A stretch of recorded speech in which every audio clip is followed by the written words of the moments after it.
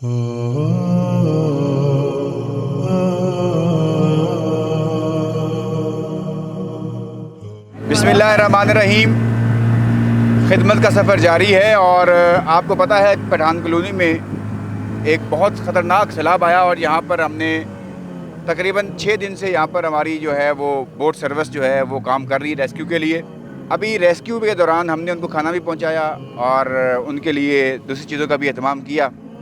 अल्हम्दुलिल्लाह अल्लाह के फजल व करम से अपनी बसात के मुताबिक जो हम कर सकते थे, यानी हमारा काम ये होता था कि बाहर से जो लोग हैं जो खाना वगैरह लाना चाहते हैं हम उनका खाना भी लेके आते थे, पानी वगैरह वो भी हम पहुँचाया करते थे, बाकी चीज़ें भी अल्लाह के फजल व करम से यहाँ पर पहुँचती थी।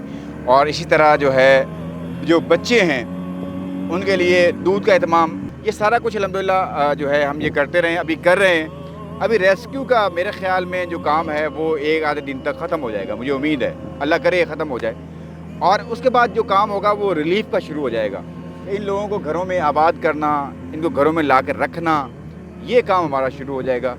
ये सारा जो हुआ है, जो हम कर रहे हैं, ये आप के तामुन से है, आप की मोहब्बतों से है और आपने हम पर एतमाद किया, एतबार किया।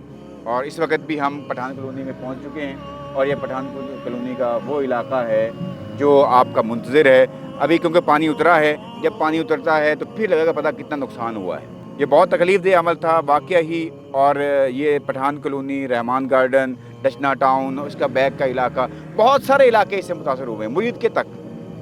तो इंशाल्लाह इसके बाद हमारा अगला काम है इनके लिए रिलीफ़ का काम करना।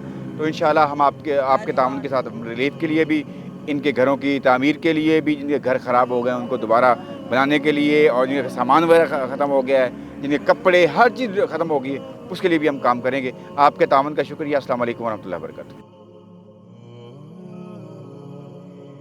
आगाज़-ए-सहर ग्रीन कम्युनिटी पाकिस्तान